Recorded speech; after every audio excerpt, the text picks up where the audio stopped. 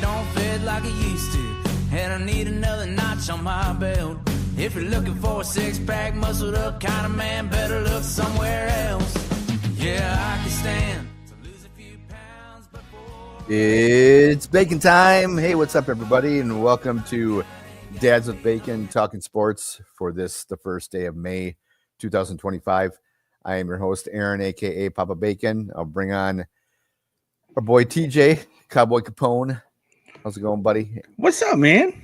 And we are going to have out, and then let's bring on Charles, Toilet Ninja. Hey, buddy. Mr. Toilet Ninja himself. Mr. F the Dodgers. That's right. That's right. How are you doing? The Dodgers. That's right. That's right. There we go. It's your intro. We're fucking destroying baseball. Yeah. Are they actually in first place though? I was. They looking, are, but hey, look, it is close. It is close. San Diego, it's a close race out there right now. I think San Diego is a game and a half or 2 games behind. Yeah. I can let you know. Hold on. Especially based on how it started. So San Diego is only a game and a half behind. Game and a half, yeah. It's crazy. I mean, the way they started, I thought they were going to actually run away with that division, even though that division is probably the best at least in the National League.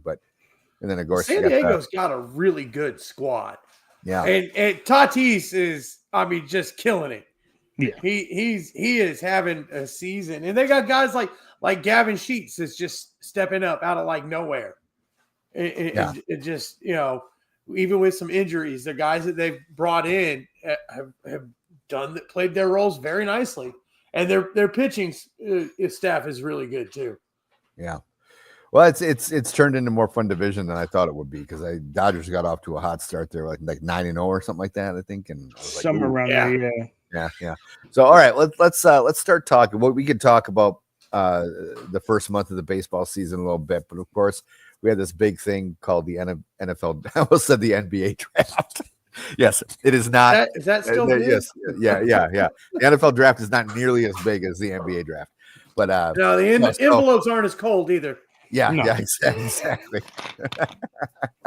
So the NFL draft we just obviously just got done with. Everybody knows that. I'm not telling them something that they're not aware of. But keep it in your pants there, Charlie. My wife's over here flashing me. Oh, she's trying to distract me. Mine's knocked out in bed. It's all good. I'm distracted by the Ewoks behind you, but that's all right. I say the Ewoks are. I love my Ewoks, man. I love my Ewoks. They're my country walks. They're nice. So I don't remember. I was gonna say I don't remember any pickup trucks in Return of the Jedi, but maybe I missed something. I don't know. Maybe they did an updated version of it for the new generation the Alamo. Of Disney. Yeah. So I know, like TJ and I were just talking about about you guys did the Friday night watch fest or it was fun. Call it. It was called the Friday Night Shit Show. Oh shit show. There you go. Okay. Yeah. And so let's talk about the draft. And you know what? I'm gonna get this out of the way first. Let's get the elephant in the room, and maybe you guys talked about it already a little bit on Friday night. But TJ, what are your thoughts on the whole thing with Shedeur Sanders? So it was funny because when Brandon was in here, and I love Brandon to death. He's I did not see Shedeur go in first round. There's multiple reasons why, and I will say the one was his stats didn't impress me in college.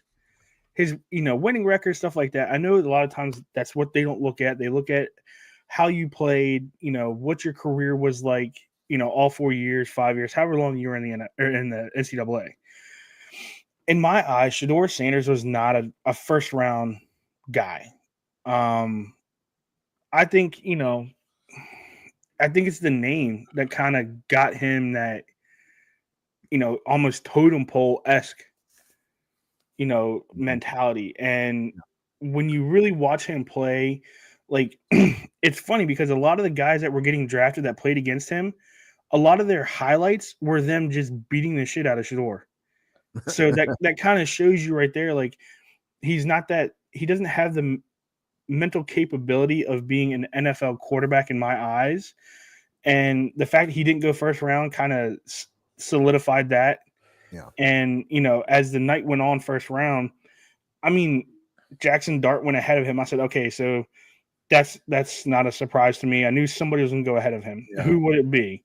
Yeah. Jackson Dart went ahead of him. And then it just spiraled from there. I mean, there were guys getting picked up that you're like, okay, so when is he going to get picked? And then once he finally got picked, I'm like, it was kind of ironic how the Browns picked up Dylan Gabriel and they picked up Shedeur Sanders. Yeah.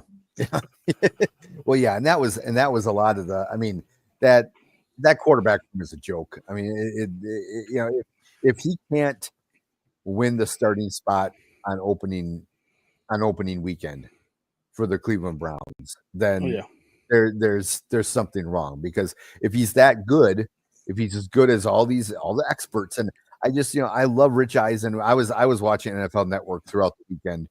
And they're just wringing their hand. Oh, but this is just inexplicable, And I'll say this: it reminded me. I was at work today thinking about doing the show tonight, and it reminded me a lot. Except I will say this particular player didn't drop to the 5th round; he just dropped to the bottom of the 1st round.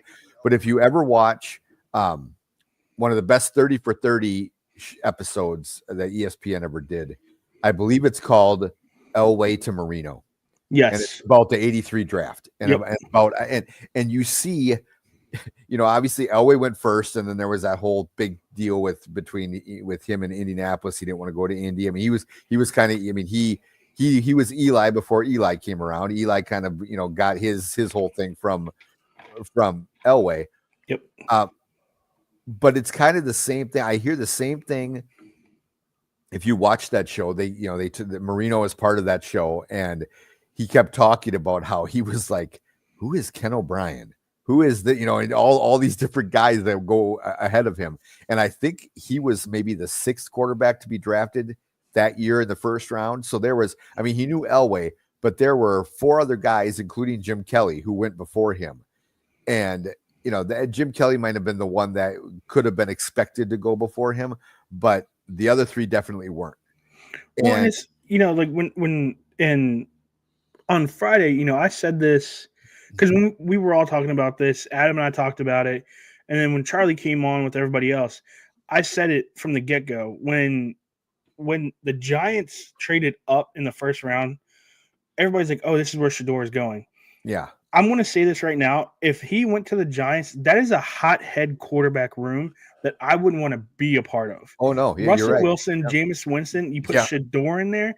Dude, that's going to be like the same thing that Geno Smith got his jaw broken. Someone's going to get their jaw broken and their feelings hurt.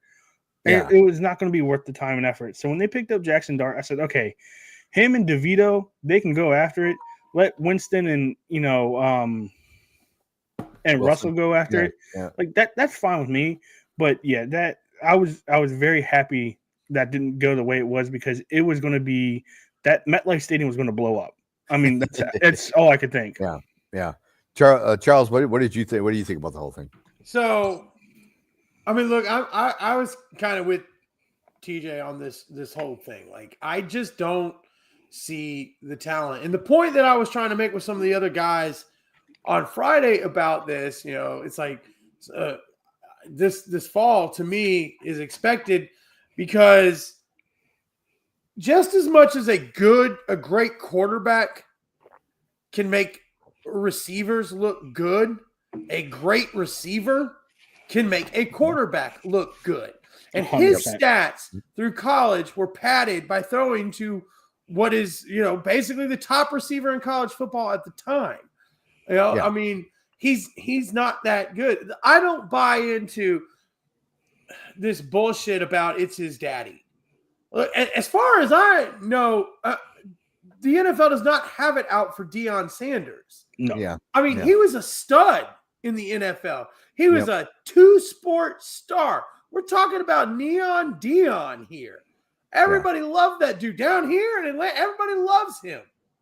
I mean, it's not like as a college coach, he's kind of ran his mouth a bit and whatnot, and he's always been kind of pompous, but I don't know I hadn't heard of all of this like hate for Deion and like teams not wanting to deal with him and stuff like that. But I've heard a lot about Shedeur has a bad attitude and was bad in interviews. Yep. And, and we've seen throughout his college career, him not shoulder the blame for mistakes and things like that and put it on other people. And that tells me something right there. And in the NFL, you got to be able to play the game, but as a quarterback, you've also got to be able to lead a team. You've got to be somebody that coaches feel their team will follow and get behind and play for. And if you're not, then it just doesn't work. So I didn't expect him. I never expected him to go in the first round. I really didn't. Well, in our mock drafts, we didn't have him going in the first round. Like the mock draft we didn't have him going in the first round. So not that we were like we're all a bunch of geniuses that should have jobs in the NFL, but why not? But at the same, I didn't feel like, I didn't think the Giants were going to take it. The only team I thought might take him were the Steelers, just because of Tomlin. Yeah, I thought maybe Tom, but in the second round, most likely is where I thought he would end up going. Maybe a shot there in their first, but I don't think any team wanted to pay him first round money to begin with, because he really could be a bust. I did think it was really funny that when it was all said and done, though, that he ended up on the Browns. Because every time the Browns came up, it was like, is this it? Is this going to be, where they take him? And then they take him and another QB. It's funny to me. Well, when you watch the rest of the draft, even the undrafted guys, like Shiloh went undrafted, and he didn't throw when Shedeur got drafted by the Browns. I mean, he was dancing. He was having the time of his life. That's great. Like, good for you. You got drafted. But when Shiloh got signed as a, undrafted free agent, you didn't see them throw parties for him. Yeah. And I'm going to tell you right now, with him going to Tampa Bay, I honestly think that he's going to shine brighter than Shedeur, and it's going to show that Shiloh has more talent and heart. Yes, it still has the last name Sanders on him, but I think he's more of an athlete that I want to watch. And being that, the Browns play the Ravens twice a year, dude, when he comes to Baltimore, and I'll say this right now, if he gets any playing time, the Ravens already painted him red. Like, they're going after him. They're going to headhunt him and give him that welcome to the NFL moment. And I guarantee you, he's going to get hit. He's going to cry. His dad's going to have something to say about it. Yeah. Maybe. I think with Shiloh too, though, I mean, he didn't even get invited to the combine.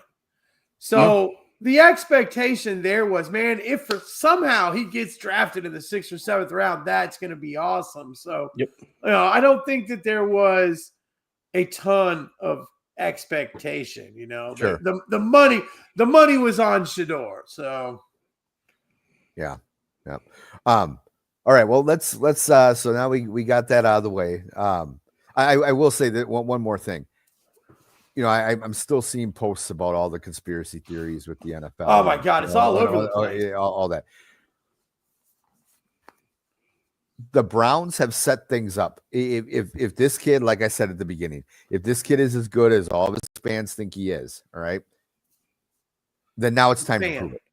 Yep. Now it's time to prove it. Just shut up, let the kid work, and let him show that he's going to be the superstar. And if he fails to be a starter in Cleveland with that quarterback room, then you could everyone could shut up and we could just move on to find the next kid that gets overlooked that everybody wants to cry about. I mean, that's a fan base right there that's going to tell you immediately if they don't like you. I mean, the Browns will let you know immediately, like if they don't like you, they're going to try to run you out of that town. And I think that's something that, if he is who he says he is, and he's this, prodigy football player, he's just like his dad, he's a dog, then he can take that with a grain of salt. But I think his skin is so soft that somebody's going to say something to him, and it's going to get under his skin. He's going to say something that's going to get him in trouble with the NFL or with the team. and they're gonna put him on the practice squad. I mean, I hate to say it, but I feel like that's what the year, preseason is going to come around. He'll play a couple games. Yeah. And once it comes to, regular season, that 53-man roster, I don't see the name Sanders being on a 53-man roster for the regular season. It'll be on the practice squad. And if they truly need a quarterback, coming through the season, yeah, I see them maybe pulling him up. Sure. But there's nothing that makes me, that jumps out to me and says, hey, he's a day one starter, or hey, he's a backup. He is a solidified 4-string quarterback with his attitude and the way that he conducted himself through this whole process. Yeah. See, I don't know, because it's the Browns. It is the Browns. They will give pretty much anyone a shot. I mean, that's just their MO. So I could see him actually getting starting job or getting snaps at the QB position in the regular season, but I think it's more likely that he just plays himself out of the position. Yeah. Well, we'll see. So now Charles, let me ask you this, because you said you do have a fantasy football, or is fantasy football draft? Yeah, man. The dynasty drafts, the rookie drafts and stuff all right. Are getting in gear. I got one tonight. I got another one next weekend. Okay, so let's. Which comes if you are watching, I sent you a trade offer, you bastard. Get back to me. I'll come for that 1-1. What are your thoughts on your Colts? I like it. The tight end falling to us, and what the fuck? Thank you, Bears. Thank you, Bears. Okay, because you took Loveland and Warren was the better guy. Yep. And so I love that. Thank you, Chargers, for not taking him. This was great. Now personally, I would have liked, on Friday when we were on, I was begging for them to address the issue of center early in. We lost 3 offensive linemen, 3 major players in the offensive line through free agency. They did get Jalen Travis in the 4th round to kind of address that. That's the only offensive lineman that they took. But I do look, the defensive end there, or at the in the second pick is cool. JT Tuimoloau or whatever. Yeah, Tuimoloau. Yeah. Look, I still got to hear a couple more interviews before I get his name down, Pat. But the Colts love to do that. They like to, if they got a Samoan name, the Colts, they're going to grab them. But I liked it, and I like Riley Leonard. Yes, picking him up late in the draft on Saturday. I really like that. Very respectable quarterback, got a really good reputation. Did pretty good things there. He's coming just down the street a little bit, so he's already familiar with playing in Indy. So in Indiana.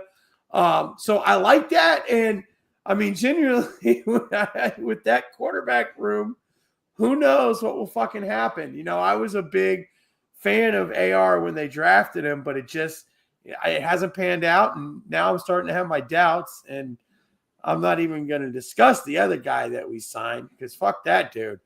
But, I like bringing Riley Leonard in for a little bit more QB competition in the offseason. So I was happy with it.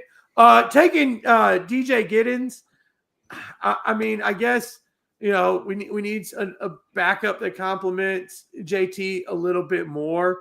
But I would have rather seen them double up on offensive line there in the draft, really. So because we got to find at least 2 starters, like 2 bona fide starters, and some depth. That's what we lost. They say that we've got the center of the future, which I like the kid from Wisconsin that they drafted last year, Bertoli or some kind of noodle. But but he was saying, he didn't play full time and got banged up in his first season with the Colts. So I don't know. I mean, I need an offensive lineman. I'm so used to having Big Q. I need and Ryan in there that I need, a stable that's going to work all season. That's the problem. 3 seasons ago, we had one of the best offensive lines in football. I mean, you could make an argument that it was the best offensive line in football. And then now there's just been this rotation and injuries and stuff. So the line hasn't been able to play. We haven't been able to play the same guys out there in the front, in the trenches, side by side for, it seems like, more than 3 games in a row. So, I need some reliable, healthy offensive linemen, and I got to replace my world-class center. Yep. But overall, I was happy. I think we got one of the steals of the draft in the first round. In the second round, I mean, watching the film on JT, I mean, the kid can play. The kid can play. I mean, he's a freak. Stud. Yeah, he's a very freak. Athletic dude. And it was funny too because he only played 4 years. A lot of these guys, they had the COVID years. They could play 5 years, whatever. He had the ability to come back and play a 5th year. And, Texas plays OSU at the shoe. And I was like, okay, cool. This is going to be fun because I want to see him and Texas go against each other because Texas's offensive line just got, cleaned out this year. And they're like, oh, he entered the draft. I'm like, okay, well, now, I'm not too scared because this should be a good team. Well, they were saying this guy literally was like the guy to talk to with the team. So he was like their captain. He's still at the school working with them through spring and everything like that, before he even goes to training camp. I mean, it ain't that far away from Indianapolis. I guarantee you he's going to be there a lot to help them out. So, he's a guy who, if the NFL were like Colorado and they didn't have like the captain's patch, but they had like a D or something like that, he would get a D because he is a dog. And that is one guy who I am very excited to watch him play for the Colts. I am too. I like the athleticism that he brings opposite Kwity Paye. Yes. I think that is going to be a really good combo. So, but we'll see, college and NFL, it's a different game. It is. It's a different game. So, but I'm excited. I thought that they had a really good draft. Okay. TJ, what about your, I know your first round, kind of had a meltdown there in Cowboy Nation, but what about the rest of the draft for the Cowboys? Did we have a meltdown? I mean, damn, dude, we must like the name. We drafted an offensive lineman named Tyler. There's 4 Tylers in that offensive line room now that all start. You go into that offensive line room. Hey, Tyler, you messed up on something. No, I didn't. I was on the opposite side. Like, it. And it was literally Tanner's Row. We're gonna call it Tyler's Row. Tyler's Row. But no, I mean, I'm kind of happy because we need to replace. There were a couple guys that we needed to replace for our offensive line. Tyler Booker himself, he was a really good offensive lineman at Alabama. His last year there, he let up no sacks. So that kind of makes me happy, but this is the NFL. I mean, these guys have been in the league. Some of these guys are seasoned. So, we'll see what he does. But going through the rest of the draft, Izaraku, the DN from Boston College, I love that pickup. We needed somebody out there because we just lost Lawrence. We got Ravel Jr. He's a cornerback. I think that'll be a good fit for him if Diggs kind of hurts himself or shoots himself in the foot this year. The one pick that I, of course, am very happy with is Jaden Blue. We needed a running back. I feel like that him being young and being a Texas native, played at UT, that was one team that he was actually wanting to play for. I kind of hope we got Cam Scatterbo. That would have been a perfect fit for him, but we dropped the ball on that one. Shamar James, linebacker from Florida, he was pretty good. Cornelius, another tackle from Oregon, so that should be, see where we can put him at. Jay Toy from UCLA, he's a D tackle. I think that's going to be a good fit on that front line. Again, we're rebuilding that because we're losing everybody. Phil Mafa from Clemson, he's another running back. We'll see how he fits in that room. And then we also got a a D tackle from Maryland. So, through the draft itself, I think Dallas could have done a lot better in the first round. But from 2 to 7, dude, I think they killed it. I mean, they got everything they needed besides a wide receiver. I mean, we literally let a receiver through our fingers in the first round. And, Jerry Jones just kind of brushed it off like, oh, it's okay. We'll find something, in the offseason or when people cut people. But, I'm kind of excited to see how this goes this year. I'm not going to say we're Super Bowl bound. All Dallas fans are already like, oh, we're playoff bound. I think, we'd be lucky to make 500 this year, but it'll be interesting to see what we can do because there's a lot of, negativity glooming because this is Micah Parsons' last year. So we don't know if we're going to sign him back. So that's going to be huge for this year. Okay. So let's kind of wrap up the draft talk then here with give me a couple of and TJ, I'll start with you. A couple of teams that you thought really did well for the draft. So I have two. I'm going to say the Patriots. Patriots picked up everything they needed. I mean, that team, they scored on every draft pick they had.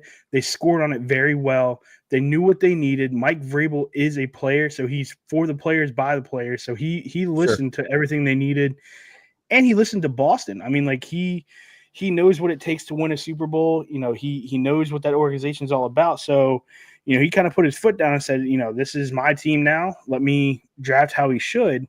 So I was very happy with New England.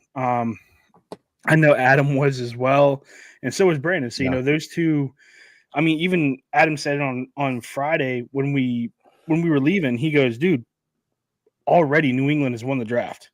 And I could agree with him on that. The other team that I think really won, and I don't want to say it's a homer pick, but it's also because I feel like they got what they needed and they replaced and got players that they could really use and the team will value them very well. I'm going to say the Packers. The Packers picked very well. They picked a lot of great players. Matthew Golden immediately was a standout. I think he's going to fit perfectly in that system. Mm-hmm. Another guy that I was really happy that got picked was Barron Sorrell, the DN from Texas. That's a guy who he is bred for NFC North football. I mean, he loves to hit. So when you want to hear a pad hit, that's your man right there. He's going to knock somebody's head off. So I think those are my two teams that really, knocked it out of the park this year. And I was very impressed with how both teams kind of conducted themselves this year because the past few years, it seems like they kind of dropped the ball and they picked it up and hit a home run this year. Yeah, and just to touch a little bit on the Packers, and we were so busy doing other stuff that I didn't get a chance to really obviously sit down and focus on them. But with Matthew Gold, I remember going into the draft, people were saying, well, I don't see why the Packers would take a wide receiver this year. I mean, they're stacked. Well, they're really, like I was saying to Ben when Ben and I were talking about it, we did that hour-long show on Sunday night where we talked about the AFC North and the NFC North. The one thing with the Packers, first of all, they still don't really have, and I know Matt LaFleur gets so pissed and annoyed when people bring this up, but they still don't have a number one receiver. No. And 2 years ago, it didn't matter. They didn't need it. But I feel like this past season, it kind of came out a little bit. Like you had guys like Wicks who were dropping the ball. You had Watson who was injured off and on, and then of course had the massive injury at the end of the year. So he'll miss pretty much this whole season, if not the whole season. So Golden fits in perfectly right there because he's kind of he'll be that burner that Watson was. Hopefully he'll have even better hands. Because Watson could be, have some rough games in that sense. But I think that the Packers wide receiving core going into that game or going into the draft was much more questionable than people really want to talk about because, besides Wicks having the drops and hopefully he gets that corrected, but you had Dobbs who had a few different concussions last year. Yeah. And I think we all know with football that once you start getting concussions, each one comes easier, And so we don't know how he's going to be. I mean, I hope to God he doesn't have another one the rest of his career, but I'm not banking on that. I mean, we see it with Tua, and receivers get knocked around even more. They're protected less than quarterbacks. So he's going to get some hit, and you just hope that it's not, that this offseason he's been able to, I don't know how the brain recovers like the rest of the body, but hopefully. But that's another question besides Watson. So I do think they needed wide receiver help much worse than they want to talk about. And then they got it was at Williams in the third round. Yep. So that helped too. But I wanted to touch on, and I love the whole story of Barryn Sorrell is fantastic. Besides just the fact that I think he's going to fit in really well, but the fact that the dude stayed, he paid his own way. Number one, he wasn't invited. He paid his own way with his parents. He stayed, and even Goodell. And I'll say this, and then Charles, I'll ask you the same question I asked TJ about the teams that stood out. But I will say this, that I've never been a huge fan of Goodell. I mean, I think most fans, we've all had, like I said to my wife, she was asking me why did they boo? Why are we booing him? Where we were at on Friday night when it started, and he came out, everyone booed. And she's like, why are we booing him again? And I'm like, it's just kind of a thing now. It's kind of, he's the heel. This is wrestling. It's WWE, and he's the heel. First of all, he plays it fantastically. Oh, 100%. He could be a bitch, and he sits there and like starts playing it up now. I think he does a great job of that. But I have a lot more respect for him. I mean, I just heard so many good stories about people interacting with him and what a good human, like a nice guy he was. And not that I thought he was a jerk, but you just, usually when it comes to commissioners in different leagues, the only time you hear about them is if they're screwing up, if they're an idiot, like what's his name, the MLB commissioner, I can't Manfield. Yeah. If they're stupid like him, or if you're Adam Silver and you just cave to whatever the players want in the NBA or whatever, he's just, I like him a lot more after having the draft here. But for him to tell Barryn Sorrell that he would stay, because I think I had heard he was leaving. Yeah, so he was supposed to leave, and he told Barryn Sorrell, if you still want to stay, I want you to stay, and I want you to come out like you wanted to. I'll announce your pick whenever you're picked. I'll announce it, and we can. That to me was absolute class. And he even paid for his hotel room for those nights. Oh, did he really? Yeah. So what happened was, so Barryn Sorrell was there with Matthew Golden, because Matthew Golden and Isaiah Bond were all roommates. In Texas, and Gunnar Helm, but Gunnar stayed at home. So those three all went to the draft together. Golden went, and they thought Isaiah Bond was going to go first round as well. I did as well, but Bond kind of slipped because through the combine, he kind of messed up. Okay. That's fine. He got, he signed, whatever. When Golden got picked, come night 2, still didn't get picked. He went to Goodell and was like, I don't want to leave. Like, I know I'm getting picked. I don't want to go home. And literally Goodell goes, okay, we will pay for your room. Come back every night. He's like, I don't care how long it takes. Come back every night. And I will, like you said, I will announce your name. When that happened, he literally said, anytime in the NFL, when your name comes up, he's like, I'll be looking for your name. Because not only did he, through college, paid his own way to go through, he didn't get a scholarship until middle of his senior season. Oh, wow. Okay. I didn't know that. Okay. And, all the NIL deals that he was able, like he could get through Texas, he turned them all down because he wanted to play football. He wanted to be a traditionalist and play football. And that's what he did. And he got drafted in the 3rd round. And like I said, I'm excited for him to play. I know it's, I've got to get 2 Green Bay jerseys, and I don't think I even care anymore because I love those 2 being on the team. But it's one of those things where I'm happy he went there because any other organization would cut him, and I feel like Green Bay is going to give him that shot, and they're going to see the talent he truly has. Yeah, well, they definitely. I mean, they need help in that spot too. I mean, it's a perfect spot. So, okay, Toilet Ninja. What are your thoughts on just 1 or 2 teams, or if you have 5? I got 2 teams, and I absolutely refuse refuse to acknowledge whether the Patriots did well or not in the draft because fuck them too. I really like the Raiders. I really like the Raiders draft. Okay. I love them getting Gentry right there at the beginning. That is something that they really, really needed. I really like their first 3 picks. Getting Beck as wide receiver and Porter as well. I thought that, all right, they know what they need. Like Yes. they're looking at this and they know what they need and they know what they can, get in this draft to fill. So I thought it was a very strategic draft for them. And then I love what they did in round 6. The Raiders in round 6 took 2 quarterbacks.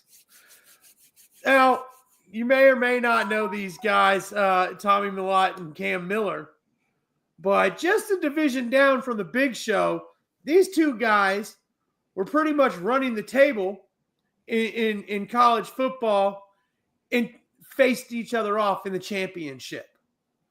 All right, Montana State was basically, I think they were undefeated until they got to the game with North Dakota State in the championship, and that was the only time that he got beat, and Tommy Millott got beat. So what did they do? 3 picks apart. They take both of the QBs from that championship game, and they're going to give them a shot. Yeah. All right, they're underrated. Maybe you know them, maybe you don't, but they're both 2 really talented kids. Mm-hmm. And if you build a team around them, one of them could work out. So I love them rolling the dice like that with those 2 in particular, those 2 quarterbacks in there. And then I like their pick at defensive tackle with Tonka. He's a South Carolina kid. He's got some moves. There's a little bit of a risk there, but I like them taking him. I think that he's a guy that will help them out as well. So I really like the Raiders draft a lot, and I also liked the Giants draft. I thought the Giants had a really good draft, which is surprising because they don't normally. But I mean, well, look, they got Abdul Carter. I mean, that was one of the best players in the fucking draft. I mean, the dude's a stud, right? They like that. They didn't take Shedeur Sanders. I love that for them. I like Jackson Dart, so I like the move that they make getting him as well, man. Just in general, I thought that they had a pretty good Darius Alexander, another good defensive tackle, and then it took Scatterboo. Yeah, and I like that to pair with Tracy that they've already got there. I think that that's a good combo. So I really like what they did there as well. And Imbo, I like the guard from Purdue. I like that pick as well because they need some help there. So I thought that was a really good pick. I actually wouldn't have minded at all if the Colts had taken him, but they didn't. The Giants did. So I really like that. I like what the Giants did in the draft, and I like what the Raiders did in the draft. And I think both of those teams will be hot. Not that either of them are going to come out and necessarily be playoff teams or anything like that, but especially with the quarterback situation you now have in New York, you can let this kid learn for a season. He does not have to be thrown into the fire. I don't think the expectations are that the Giants are going to be a playoff team or anything like that in this upcoming season. So you can do it right with him, and who knows where that will go. But I think both of these drafts greatly improve both of these teams. Well, and that's what the draft is for. And I think that they both did a really good job of hitting their marks on what do we need to improve and where can we find that improvement and that value in the draft. And I was just going to say that when you talked about the Raiders. I mean, the fact that they have Geno Smith, and I don't know who is their backup. Do you have any idea who they're? Well, I got 2 of them. Aiden O'Connell. Aiden O'Connell. Okay, yeah, so So you've got Geno Smith, who Pete Carroll worked well with in Seattle. They were able to get to the playoffs with him in Seattle. So I think that's going to be a good fit. And so you have time for those two, that you just talked about, the two rookies that they drafted, to kind of duke it out. And it's not like, I mean, you could put one in the practice, you could have both on the practice squad, frankly, if you want to. Yeah. And it wouldn't shock me if the Raiders, I mean, most teams I don't think put two quarterbacks in the practice squad, but they could if they both of them like them. There's not, I don't feel like, I mean, yeah, Raider fans want them to get in the playoffs, but I feel like Raiders fans are probably looking at the Raiders, if they're realistic, in a very similar way that the Giants fans are looking at the Giants. I mean, they're both kind of rebuilding, I think a 500 season gets you happy. It makes you happy at this point. Yeah, especially for the Giants. But I mean, there's a possibility. I don't know, probably not in that division, I suppose. But the Raiders could be better than I expect the Raiders to be better this season than the Giants will be. I guess let's just put it that way. But because Raiders, I feel, have at least I don't know. I feel like there's more hope for the Raiders to have a successful season.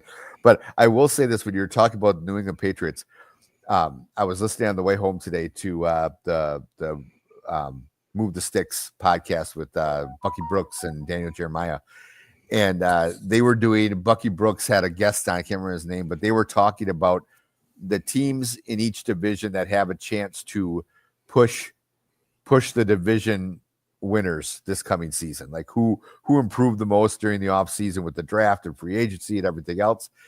And one of them actually said, I think it was Bucky Brooks, said he thought the New England Patriots have the best shot in that division of pushing the Buffalo Bills, rather than they both kind of said, well, the easy pick would be Miami, but depends on what Tyreek does. Yeah, but they also felt like, that would be the easy pick, but they neither felt that Miami really did anything to improve themselves over last year, whereas they both kind of agreed. One of them did pick the Jets over the Patriots, but Bucky Brooks said he thought it would be the Patriots just because of Vrabel and because of the draft that they had and that kind of thing. So I thought that was interesting, even though I know sorry you don't like the Patriots there, Charles. But they suck. Okay. Yeah.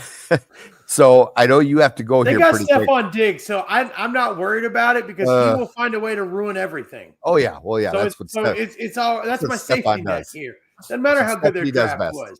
They got the biggest diva in the fucking game right now. Yeah. Pretty much.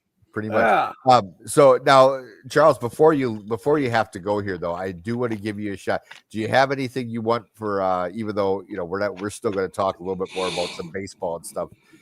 Did you have anything you wanted to talk about for your 4 minutes on high? Okay, so I got a couple of things that I want to touch on real quick. Okay. First off, just in case you guys missed it, Toronto actually closed out a series in the NHL playoffs. Yeah, they won right before we came on. So we'll have to wait till the next series to watch them blow it, but they will, because that's what the Maple Leafs do. Also, I tried to get a little jab in about this on Friday, but no one wanted to hear anything about real football. But look, all right. A lot of y'all know, and if you follow me on TikTok, you absolutely know AJ, my son, my 7-year-old, plays soccer. He's a huge, huge soccer fan. He plays soccer. He's actually damn good. And I'm not just saying that because, I'm his dad. I mean, he had a hat trick in a game on Sunday where the score was 4-1. I mean, come on. That's the second time this season that he scored 3 goals in a game. I mean, he's, at 7, it's hard to tell. I don't know. Maybe he'll be the next Messi. Maybe he won't, but he's good. He's good, right? But it's a really, really fun sport. And it is the world's most popular sport. I know it's not America's most popular sport, but it is the world's most popular sport. And there's a lot of really awesome things going on in soccer right now.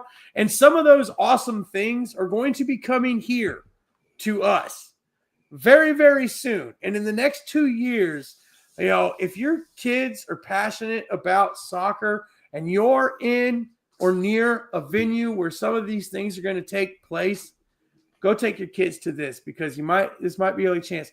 We've got the World Cup coming to the Americas. Okay. But before that, we have the Club World Cup that will start next month. AJ and I, God willing, are going to go see Man City play Al Ain. So 2 premier teams, one from the Premier League, one of the, most winningest teams in the freaking Premier League, since it's, started, since that league itself actually started up. We're going to see like Haaland and Foden and all those guys. I mean, it's going to be, incredible. But these are awesome, awesome opportunities to see some of the world's greatest athletes in competitive team sports play. And if you've never been to like a professional soccer game, man, is it a good time. It is a good time. It is a party.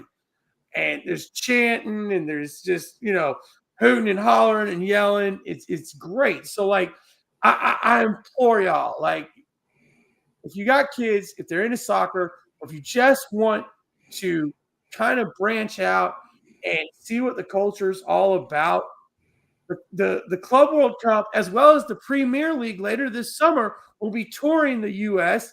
Here in Atlanta, we had the opportunity to see the Red Army as well as several other teams. We've got, I don't know what all the lineup is for the other cities, but I know that we have 2 games for the price of 1 on either a Saturday or a Sunday to see 4 Premier League teams play each other. Starts at like 2:00 in the afternoon, and I looked it up. I mean, tickets, honestly, you're going to see this for cheaper than getting good seats at a baseball game or getting any seats at an NFL game at this point. I mean, $45, you can see 2 Premier League games, Yeah, they're friendlies, but still. It's a cool opportunity. And I feel like it's time that we here in America get on board even more. We've got the MLS. We have one of the greatest players ever to play the game currently in the MLS. You're seeing more guys from, La Liga and from, Premier, from, all these other Series A and stuff that are coming back and playing over here in the MLS. Miggy Almiron just came back to Atlanta United from Newcastle earlier this season. It's starting to take off. It's starting to take off more. And one of the reasons that AJ is so into it is because all of his friends at school are into soccer. Yep. So you have the chance, if you're anywhere near any of these venues where the Club World Cup is going to be taking place, the World Cup, the Premier League tour, go. Grab your little ones and go, because it really is going to be an awesome time. And how often out here in the States do we get to say we have the opportunity to see the likes of like Man City or the Red Army or Real Madrid? I mean, it's just, we don't get those opportunities a lot. And in the next 2 years, we have a lot of opportunities, and I suggest you take them, especially if you've got aspiring little Messis running around your house, because it's going to be an awesome thing to do. The other thing I wanted to say is, hey, Pittsburgh, if everything that's coming out about what happened last night is true, y'all are in some real trouble. And seriously, 20-year-old kid should not be getting that hammered at a baseball game. I'm sorry, but that's fucked up. Is that that's what's coming out? He was really? A 20-year-old kid. Witness saying that he ripped his shirt off in the stands, was pouring beer on himself. He jumped up. That part. They scored and launched himself. He jumped with so much force being drunk that he launched himself over the rail. Now that's, that's the story. That's what some people who said, that in particular about that is the person said, I was 5 rows behind him. I watched the whole thing. Yeah. This is how it happened. But I read on either NBC or CBS just a little bit ago that according to public records, this is a 20-year-old kid who's now fighting for his life because of that. So we got to get it. We got to get control of those things. I mean, seriously. Amen. If I know it's probably hard to tell a 20-year-old dude from a 21-year-old dude, but even at a baseball game, let's be checking IDs. Let's be responsible about this. Well, yeah, I was They gonna may say be in real trouble with some lawsuits. if that's the case, I think there are gonna be some lawsuits coming. Yeah, and I don't know, Yeah. if he was hammered before he got there or somebody else. He was apparently with 3 other people, one of which was the friend that ran down to the lower level and jumped onto the field, and stuff. But from everything that's coming out and from the latest report, which that, like I said, that was either like NBC or CBS that I was reading that on, and it said public records. This kid was like a star football player in high school and stuff. This kid, was from public records, 20 years old. Maybe somebody was buying him beers, probably. I'm not saying that he was being served illegally, by the actual concessions, but it was going on, and now we're in a tragic situation. So let's just be more responsible. Be more responsible as fans. You see somebody that shit-faced, maybe tell them to settle down. Maybe tell them to back out from the first row. I don't know. Yeah. Well, that was just crazy when I saw that video. I think I even said, "Oh my God!" in the chat, it looked like, it almost looked like a dummy, like somebody had thrown. I thought that too. The way it was spinning and stuff. Yeah, I thought that too at first, and then I started reading. I was like, "Oh my God, this is a real." Started seeing him, pictures of him going off in a stretch, and I'm like, "Holy shit, that was a real dude." So, guys, I love you, but I've got a draft that starts in 3 minutes, so I'm gonna have to get on here and show these guys why I'm gonna win the championship for the second year in a row. Good luck, buddy. We'll talk to you later. Appreciate it. Hey, Charles. Yep. All right. So why don't we wrap it up here, because we're almost at an hour anyway. We've been talking for a while. Why don't we wrap it up? Let's talk a little bit though about. Let me get your thoughts on the first half, or not the first half, the first month of the baseball season here. We got a month in the books, so it's better than. Hold on here. Oh, I gotta pull the stuff up that I've got. So let's see. No, your team is the Astros. If I'm not mistaken, didn't they get off to kind of a rough start?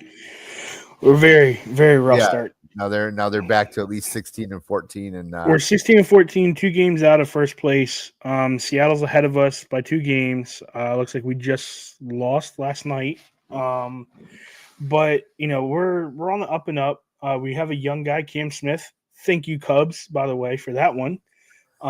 He had a 2 home run game recently. And I mean, the kid he's a phenomenal athlete. He definitely has a lot to learn. So I'm excited about that one. Just looking at kind of the remainder for the Astros, like just coming up this week, we got the White Sox. We got a 3-game series in Chicago against the White Sox. And then we actually go to Milwaukee on Monday, Tuesday, Wednesday. So it should be fun. Of course, I'm watching all games on my phone. Thank you, T-Mobile, as well. Yeah. But I mean, it was kind of a rough start as an Astros fan. My wife was always telling me, like, I'd have the game on the TV, and they just start losing. I turn it off, and she's like, "Well, what's wrong?" And I was like, "The Astros are losing," and she's like, "Babe, it's the beginning of the season." I said, "I don't care." I was like, I could care less. So. That's it. It sucks as an Astros fan, that we started that way. I thought we'd go, I knew we would stumble, but I didn't think it would be that bad. I'll tell you the one team that surprised me, it's the O's, man. They're 12-18. They're 5.5 games back of first place. They just won their second series, and they beat the Yankees last night. So they have so much talent on the offensive side. Yeah. Their pitching is what's really getting them. The ticket prices have dropped massively. Have they? So we're starting to stock up on some games now. Oh, there you go. Well, and what's surprising in that division is that they're only 5.5 games back. I mean, the way the Yankees started out, I mean, it's a lot like the Dodgers. The Yankees started out on fire. I mean, they crushed the Brewers in that 3-game series right to begin the season. Yep. Now, granted, the Dodgers are still 21-10, but the Yankees have kind of come back to earth a little bit. And so it's I would agree with your wife in the sense that it's the beginning of the season, but I'm kind of the same way with the Brewers. I still find myself paying attention, and in the past, it's never been that hard to kind of pull myself away from it because we have YouTube TV. Yep. And YouTube TV does not have it used to be Bally's Wisconsin, I think, or something like that. Bally Sports Wisconsin. They didn't have Bally Sports Wisconsin. Then Bally's is gone, and now it's FanDuel Sports Network. Okay. And with FanDuel Sports Network, I could just rent like per month, pay for that network. So we get Minnesota Wild hockey during the season, not the Blackhawks, which I was kind of surprised at, but whatever. I'm not a huge hockey fan to begin with, but then we get all the Bucks games and all the Brewers games now. So now that we have that, and I was able to talk to my wife, it's $20 a month, but I'm like, you know what, if we watch it every day, and we love, like during the summertime, we have a TV out on our patio, our covered patio, and we'll pop the game on, and sit outside on the patio and watch it while we're having some drinks or whatever. So, I mean, now that we have that, I'm like, every night I'm paying attention to what they're doing, even though, they got off to a rough start because of all the injuries they had. I mean, they had no pitching staff, or they had long relievers that were, starting games because they, and you hope that they get through 3 innings and you can start going to the bullpen after that pretty much. But, I mean, they got off to a rough start, turned it back around. Now they had kind of a rough 10-game road trip that just wrapped up. Today, losing 8-0 to the White Sox. That was rough, but so they're 500, but they're only 3 back behind the Cubs. So that's another surprising team, the Cubs. I mean, and they put straight belt to asses to the Dodgers, which I was very surprised about because we all say fuck the Dodgers. I say it with a burning passion. I've never liked the Dodgers. Yep. I've got friends who are Dodgers fans, and they're like, oh, we're winning. I'm like, well, good for you. You ain't gonna win much. I was like, I know money buys you games, but it ain't gonna buy you that much. So just to see a team that's kind of on the up and up and how they've been trading and how they've been drafting and their farm team, it's starting to kind of come together. The Cubs are looking really hot right now. I mean, their bats are massively on fire. Yeah. Well, yeah, and we'll see because we have a 3-game series coming up in Milwaukee this weekend with the Cubs. So that'll be, and then your Astros come to town for 3 games. So we'll have to see. We could end up 6 games back 3 days from now, or we could, I could just as easily see the Brewers sweeping them. I mean, hopefully, I'm hoping for 2 out of 3 at least, so then they can get a little closer. But yeah, I mean, they always say no one ever wins or loses a championship in April, but it sure helps if you're not already 10 games back after the first month of the season, like some of these teams are. So, all right. Well, why don't we wrap it? Did you have anything for your 4 minutes on high? I got a couple things. I got all right. Go for 3 it. things. So number 1, our boy's not here, Ben, but I'm gonna give a massive shout out to Ben because he sent me a Green Bay Blizzard T-shirt. Oh, nice. And nice. I'm going to tell you, I rocked that thing yesterday, and people were looking at me like, Green Bay Blizzard. I was like, dude, it's arena football, probably the best team to watch. And I've been watching them on TV. So, Ben, you the man. I have your shirt. I'm sending it out. Secondly, this is baseball, and this is something that I have massive feelings for because I've been I don't want to say a victim, but a victim of this. If you've ever heard the name Zach Hampel, the guy who catches baseballs. Oh yeah, you were going to talk about him a couple weeks ago, I think, and then we didn't do the show or something. So yeah, go ahead. The floor is yours, dude. So about 3 weeks ago, Tampa was playing. I don't know who Tampa was playing, but he put his glove in the field of play and stole pretty much an out and made it a home run.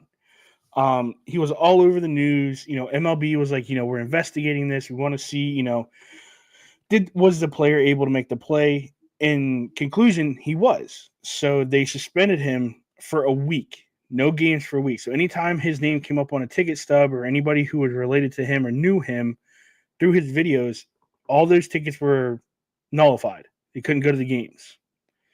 Well, the next week, after that suspension was lifted, he went to another game. And he actually bum rushed for a ball and knocked a kid down. And the kid actually had to get stitches. Video of it, he was like, oh, the kid needs to, he's like, oh, the kid shouldn't have been in my way or blah, blah, blah, stuff like that. Well, he was literally in a section where it was like a bunch of like little league baseball players there for the game. And he knocked the kid over. Everybody was getting in his face. So now MLB is asking people who have had problems with this guy to come forward. And if they have enough people doing it, they will suspend him, have a lifetime ban on him for this.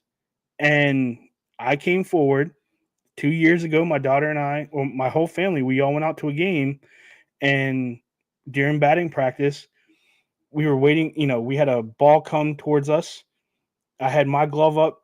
Paisley was right next to me. She had her glove up. And he came in and swooped up Adley Rutschman, ball, and that's one of her favorite players. And she started crying.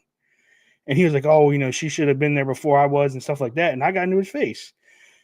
The dude's a dick. I think MLB needs to suspend him or just have him sit and stop being a little prick. You're 45, almost 50 years old, beating up little kids for a baseball. I get it. It's fun to get baseballs from a game. I get it. You've got this record that you want to get going, stuff like that. Let the kids have fun. Let the kids catch the home runs. Yeah. If you're not in that section, if your seat's in section 94 and you're in section 32, you need to get out. And I've vouched this with my wife, all my friends who have kids that we go to games. If I see him and he's running through, I'm going to clothesline him and be like, oh, you shouldn't have been here. Yeah. And it's one of those things that it's really frustrated me because he'll make videos about it of him catching balls in front of kids and he'll be like, oh, this is number 12,122 or something like that. Like I have maybe a handful of baseballs that my kids get from players from, whatever, but he steals those from kids and he acts like nobody, it's okay with it. So I will say this, until the day it happens, Zach Campbell needs to be banned from every MLB stadium. Yeah. And it's getting ridiculous. I mean, like he's a complete and total ass. He does some of the most asinine things. Like he'll, if there's a special ball that got hit, he'll hold it ransom and try to get stuff out of it. Like he's a dick. So forever and always, I will have a hatred for him. If I see him this year, it's not going to be pretty. Let's just say it that way. The hatred for him is massive, and I'm not the only one. I mean, I guarantee we put something in, the Dads of Bacon chat or just in chat in general, people are going to put the negative on there, and he's a complete and total dick.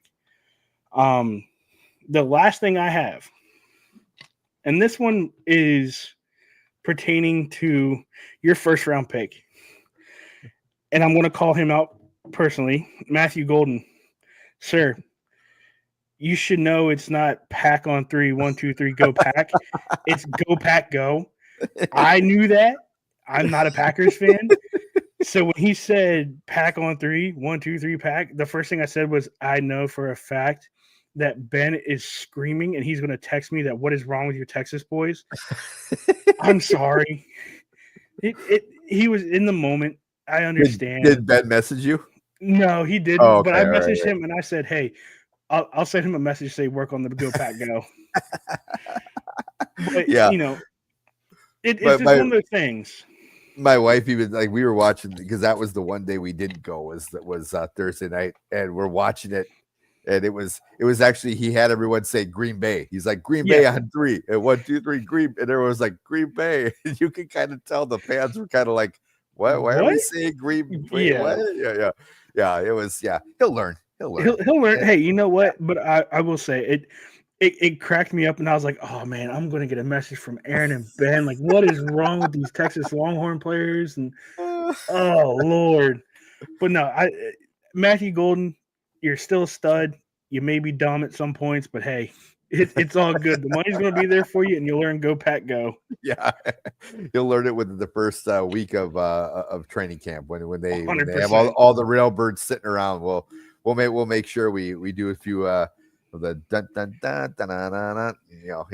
He'll learn it pretty quick. So and so I want to get your take on something. The whole Clay Matthews thing. He said our president sent me the thing, and it says Bears still suck. Oh dude, yeah. That was hilarious. But when he it was funny because I was listening to some of the talk radio the next day before round 2 started, and they were, of course they were talking about that. And one of the guys said that I was listening to said, if you watch the video again, as soon as he mentions the president, you see Goodell slowly kind of get out of the screen, like because he was kind of standing there on the side, and then all of a sudden he mentioned that, and he slowly just kind of moves out of the way, and I'm like, I wasn't sure. I mean, it turned out to be hilarious, but I wasn't sure where. It's like, where are you going with this, Clay? This might not be the best. And then I'm like, okay, yeah, that was funny. That was great. We were laughing with that. Brandon and I were talking about that on Friday, and I was like, I get it. Like people, not everybody has the same political views. Not everybody, can agree. Right from wrong, whatever. I think that right there was the funniest moment in the NFL draft because, dude, like, I'm sorry. If you go up to Clay Matthews and say, something stupid about that, you're going to get knocked out. He's a freak. He's huge. He's still got the muscles that he's had ever since he came into the league. Like, let him have fun. He's retired. He's having a blast with it. Well, and the funny thing is, there are some people who just take certain things way too seriously. Like, and if you like, I could see people getting nervous or like, like I said, like when he first said it, going, okay, where is he going with this? But once he did that whole thing and opened up the letter, and the Bears still suck, and everything, it's like the fact that you're still worried about the fact that he brought up the president of the United States. Yes, you just got to lighten up sometimes. You're like, I get it. Maybe you lost your job over some cuts that they made or whatever. It pissed you off. Okay, I'm sorry about that. But like just this once, just lighten up and realize he was setting up the joke for the Bears still suck. Okay, that was the main point of the whole. I mean, there were a lot of people too, because I was following on X after he said that. I was like, oh, this is going to be, there's going to be like Barry Clay Matthews, or Clay Matthews is dead to me. I mean, there were a lot of people on the other side who were just like, dude, that was funny as hell. Like, that was great. And I mean, there were some people who were like, you don't bring politics into it, but I was like, politics isn't everything. You can't say that. It's one of those things where take it with a grain of salt, but stuff like that, I think it was needed, because I feel like there was a lot of tension there because they weren't sure how this year was going to go. And I'll be honest, if they ever have it again in Green Bay, I want to go, because that place was packed and it was awesome to see. No, it was great. It is. I would love to see. I'll just say this. There's all the talk that it's had 600,000 people there, and of course, I also don't think that last year in Detroit there were 775,000 individual people. I mean, I'm sure they do the same thing, because I'll tell you how it worked for us. Like, we were supposed to, we downloaded passes onto the NFL One Pass, or one league pass, or whatever it's called, onto the app. And so as we're walking, we found a place to park on one of the side streets. We're walking, and my wife says to me, well, get out your phone, to get the pass. I'm like, oh yeah, we got to do that. And we walk up, we go through the metal detectors, and I'm thinking, okay, maybe you go through the metal detectors first for security, and then somebody, because that's usually like when we go to Brewer games, that's the way that, you go through the metal detectors and then somebody scans your ticket. Same way when you go to a Packer game, that you go through metal detectors first, and then you go through the ticket area. There was nothing. Like, really? you walk through the metal detectors, and as long as you passed, you just walked in. Oh, that's awesome. It's so, like, I don't even know how they came up with those numbers. I don't know if I didn't notice if there was someone like with a little ticker that was like clicking every time a person walked through. I really don't know, because the only time there were certain events, like especially for like the 40-yard, you could do the 40-yard dash and kick a field goal and all this kind of stuff. That, like when my son and daughter and I ran the 40-yard dash, they asked us to pull out the app, and they scanned our QR code on the app, because it keeps track, and then you could get picked for prizes and things like that. That's the only time we were asked, though, to pull out the app and any kind of QR code, any kind of like pass or ticket or anything. So I don't know how they came up with those numbers, but it would be interesting to know how many unique individual people went. Yes. Because like, I know, like my wife and daughter and I, we went Friday and Saturday. Okay. So, right there, that's not, that's not 6 individual people. That's 3 people that went twice. Yes. But we got counted for on each of the, what I'm saying? So it would be, I would really like to see how many people actually came in. There was somebody, a guy that I'm friends with on Facebook. In fact, I think I might be friends with a couple of the guys that run. His name is Jeremy Green, and they do the Sportsocracy. There. Okay, so they came up, and I think they're from the Carolinas, like South Carolina. They drove up to Green Bay for the draft, and like they stayed up in Door County, where it's a tourist place about 45 minutes north of here. That my wife and I we love taking the kids there. It's like our home away from home, basically. Yeah.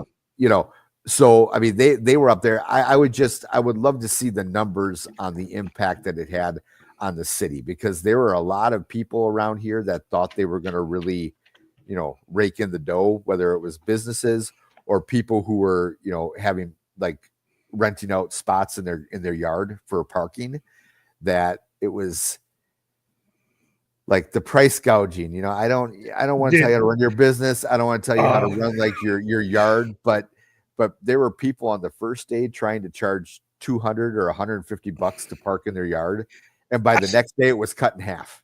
I saw one that was like $100 to use my porta potty. And I'm like, dude, if I've got to pee, I'm paying you that $100, because if that's the closest thing, I'm going.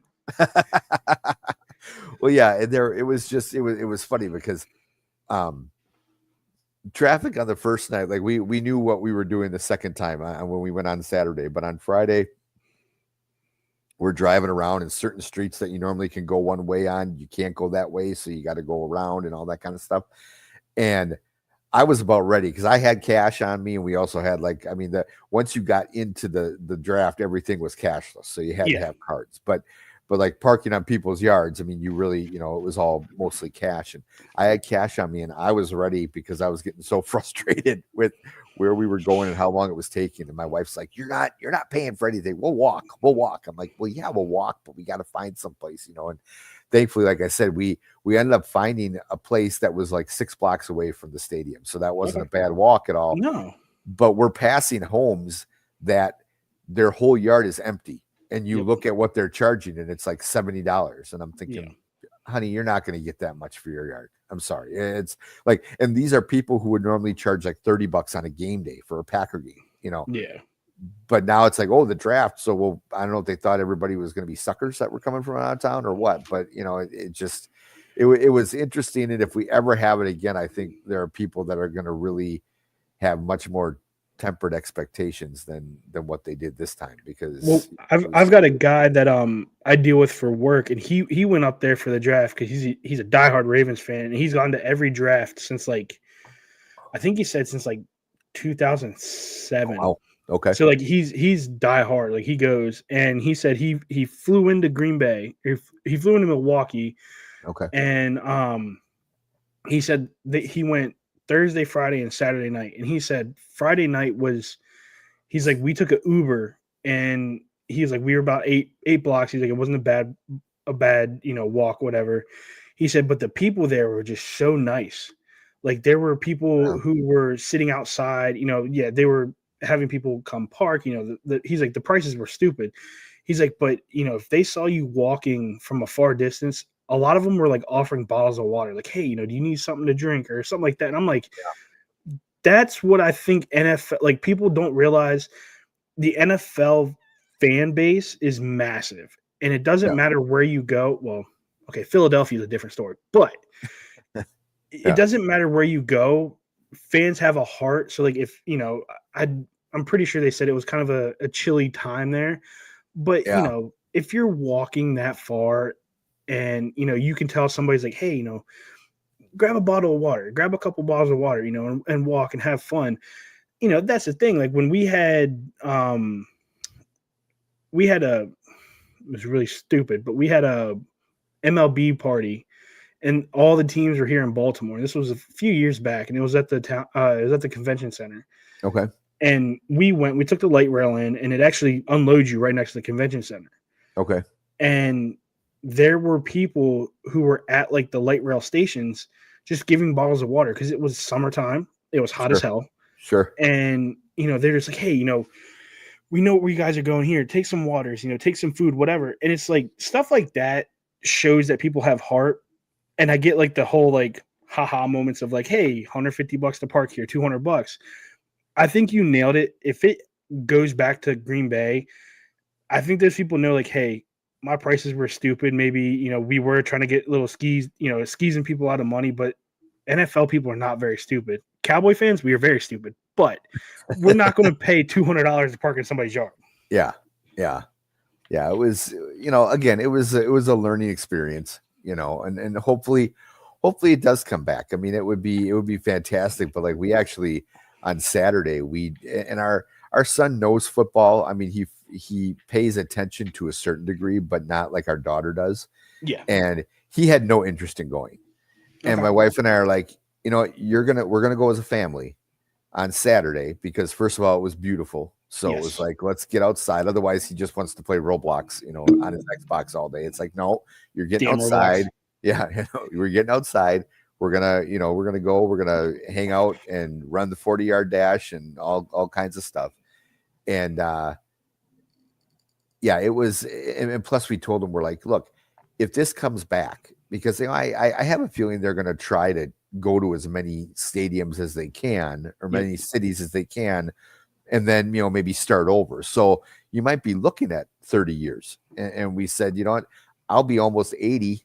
Your mom will be in her mid 70s. We're not probably going to be in shape to go walking around. So we're going to go now, and we're going to go as a family. And then, if it comes back and you don't want to go, fine. You'll be like 40 and you won't give a crap and whatever. But, it was a great experience. I was happy. They actually had less issues like from like arrests and ejections. They had, I think, less issues than they normally do on a game day, which is pretty impressive.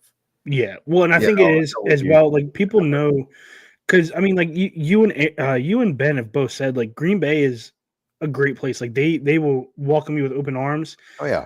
I think a lot of fans, the fans who haven't been there didn't know that. So those will probably be your rowdy ones that probably get, stupid. Yeah. But the ones that have been there are the ones who know people there, and they let them know, hey, this place is a great place to be. It's like, we always see the friendly confines of, Oriole Park or Camden Yards. I feel like no matter where you go in Green Bay, it's you land and people are like, hey, let's grab a beer, something like that. Because every time I talk to you and Ben about coming up there, you guys are always like, oh yeah, when you land, let us know. We'll pick you up. We'll go to the bar. Yeah. You get that here in Baltimore. Hey, I'm going to pick you up and I'm going to give you a bulletproof vest and we're going to drive as fast as we can so we don't get shot. Yeah. Well, what's funny is I have a buddy of mine, good friend, and Brad, if you're watching, I love you, man. Okay. He was my best man at my wedding and everything else. But he, and we've known each other since we were 5. I mean, we were in kindergarten together and we've been friends ever since. So almost 45 years or so. But what was funny is, I love Green Bay. This is my home. It's always been my home with the exception of I lived like 3 months in Milwaukee when I went to school for a semester there, 3 months in St. Paul, Minnesota when I went to school there. And ever since then, I've been here, and it's where I want to raise my family. To me, it's a perfect place to raise your family. Yep. I can see where if you're a single guy, like 20, early 20s or whatever, maybe it's not, because I mean, I do think for women, there's much more selection of guys than I think for guys there is. You know, I don't know the demographics exactly, but I feel like they're just that's how it is. And whatever.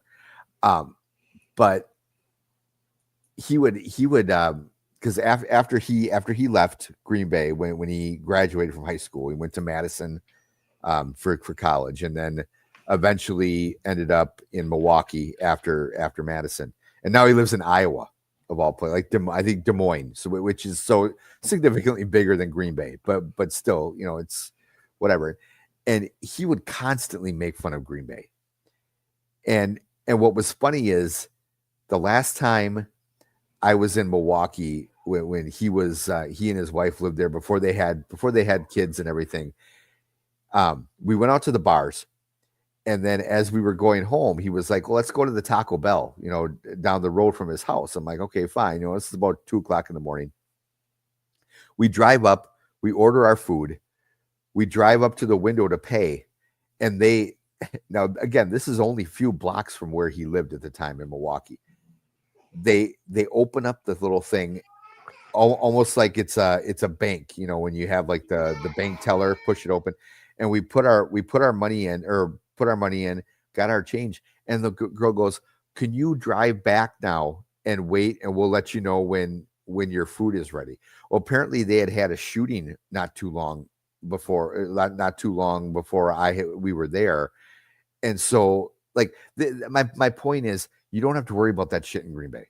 Like, there are a few areas that are a little sketchy that you might not want to go if you're not familiar with them, but nothing like that. So like Green Bay, you know, if you're visiting and you want to have fun and be stupid and, you know, get drunk and stumble around, you could do that. You don't have to worry about getting your butt kicked or anything like that. So anyway, but who's this? I got a little cranky one. Oh boy. Okay, but let's wrap it up. I don't have anything Shedeur Sanders is going to be my thing. We already talked about him, so we're good. But yeah, so let's wrap it up so you can go help put him back to bed. Yeah, we're good. Oh, but all right. But yeah, no, I feel that. Sorry, he wanted mommy cuddles. So. Oh, okay, gotcha. All right. Well, let's wrap it up. We'll be back next week, and then hopefully, we'll talk more NHL and NBA playoffs and stuff like that. So, everyone, until then, have a great week, and we'll see you again next Thursday, 8:30 p.m. Central.